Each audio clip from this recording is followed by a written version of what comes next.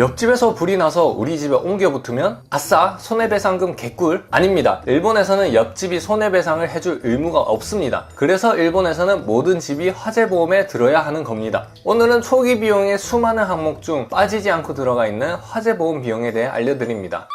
화재보험은 말 그대로 불이 났을 때 보상을 해주는 보험입니다. 하지만 실제로 일본에서 화재보험을 가입했을 때 내용을 보면 화재 이외의 다른 위험 요소에 대해서도 보상을 받을 수 있습니다. 크게 세 가지로 나눌 수 있는데, 첫째, 가재보험, 가정, 가구, 의류 등 집의 재산에 대해서 보상해주는 보험입니다. 화재뿐만 아니라 낙뢰나 태풍, 도난 등도 보상되기 때문에 피해 발생 원인에 대해 폭넓게 보상받을 수 있다는 것이 특징입니다. 덧붙여서 가재보험은 타인이 일으킨 화재로 인해 내 가구나 가전에 발생한 손해도 보상받을 수 있습니다. 두 번째, 입주자 배상 책임 보험입니다. 화재나 누수 등으로 인해 빌린 집에 손해를 입힌 경우 원상복구를 위한 비용을 보상받는 보험입니다. 첫 번째 가재보험과의 차이점은 첫 번째는 내 재산에 대한 보상이고 두 번째는 집주인에게 지급해야 하는 보상금이라는 점입니다. 세 번째, 개인 배상 책임 보험입니다. 일상생활에서 발생한 손해에 대해 보상받을 수 있는 보험입니다. 예를 들어 자전거를 타다가 사람을 다치게 했다거나 내 반려견이 사람을 다치게 했을 경우, 혹은 우리 집에서 누수가 발생해 아래층에 피해를 입혔을 때 등 손해배상 책임이 발생한 경우 배상금을 보상받을 수 있습니다. 이처럼 화재보험은 화재뿐만 아니라 다양한 상황에서 보호받을 수 있는 범위가 굉장히 넓습니다. 화재보험은 보통 1년 또는 2년 계약으로 관리회사가 지정한 경우 대부분 2년 계약이 많습니다. 비용은 2년에 15,000원에서 20,000원 정도입니다. 실제 사례를 말씀드리겠습니다. 저희가 관리하는 맨션 1층에 불이 났습니다. 이분은 화재보험에 가입하셨었기 때문에 그 돈으로 모든 보상을 받았습니다. 특히 화재로 인한 손해의 원상복구 비용은 엄청나게 많이 들기 때문에 스스로 부담하기는 어렵다고 판단해서 대부분의 임대차 계약에서는 입주 시 화재보험 가입을 필수로 하고 있습니다. 반대로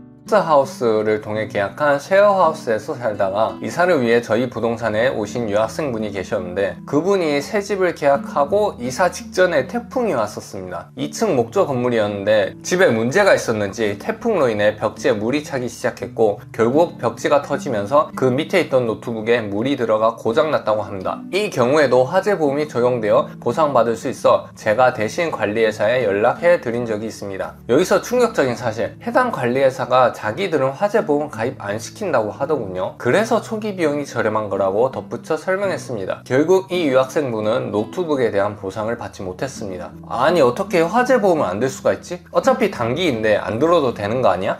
정답은 없습니다. 쉐어하우스의 예처럼 관리회사 필수로 지정하지 않았다면 가입 여부는 본인 선택입니다. 다만 일본에 처음 오시면 집 외에도 신경 쓸 게 많아서 본인이 뭐에 가입했는지도 모르는 경우가 많고, 또한 초기 비용이 왜 싼지도 모르고 계약하는 경우가 많아서 이번 영상을 준비하게 되었습니다. 이제 이 영상을 보셨으니 집 찾으실 때, 계약서 설명 들으실 때 훨씬 더 이해가 쉬워지실 겁니다. 마지막으로 주의점 3개만 말씀드리겠습니다. 첫째, 앞서 얘기했듯 화재보험은 다양한 재해에 대해 보상을 해주지만 지진은 예외입니다. 지진보험은 따로 상품이 만들어져 있습니다. 일본에선 지진이 워낙 많이 발생하기에 보험 상품을 따로 빼놓은 것이죠. 단 지진으로 인한 가스폭발, 그로 인한 화재는 화재보험으로 보상받을 수 있습니다.